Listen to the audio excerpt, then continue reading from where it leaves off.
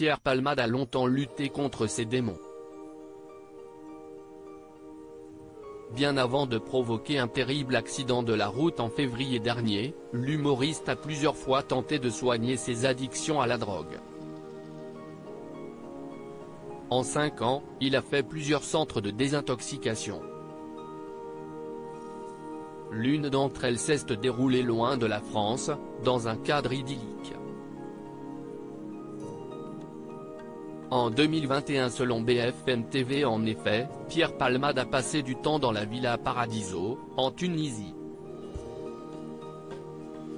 Bien décidé à se sevrer, le comédien n'aura pas supporté son passage dans ce centre, comme l'a confié un employé dans un documentaire diffusé ce mardi 25 avril.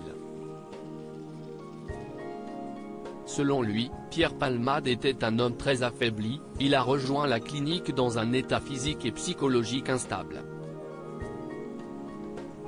Il était très introverti et répondait peu aux tentatives de l'équipe de vouloir le faire parler.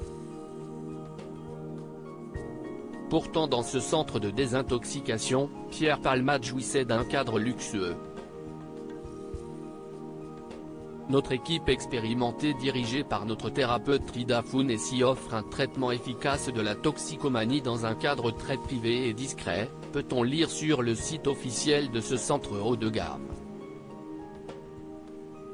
Nous vous proposons ce luxe dans un environnement magnifique, détendu et ensoleillé.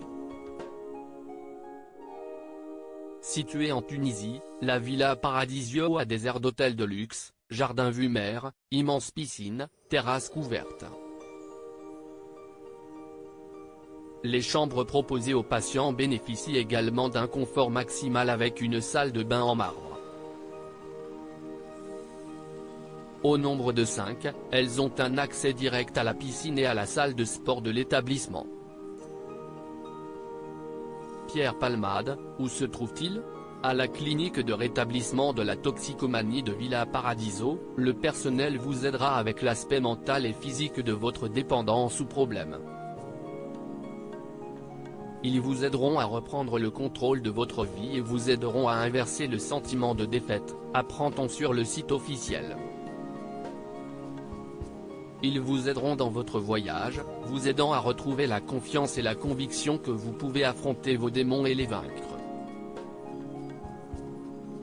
Mais Pierre Palmade n'y sera donc pas resté longtemps. Mis en examen pour homicide involontaire, l'humoriste a été placé sous contrôle judiciaire. Après son AVC d'origine cardiaque, il est toujours hospitalisé au service d'addictologie de l'hôpital de Villejuif. À propos de l'auteur Lou Ducrux, politique et royauté sont mes dadas, mais les people non, presque, plus de secret pour moi depuis 2016. Kim Kardashian et Céline Dion d'un côté, mais aussi Sigur Rós et Aki Kaurismäki. Ces derniers articles Meghan et Harry dilettantes ? Le ridicule nombre d'heures hebdomadaires qu'ils consacrent à leur faux. Quand il y a une baisse de désir.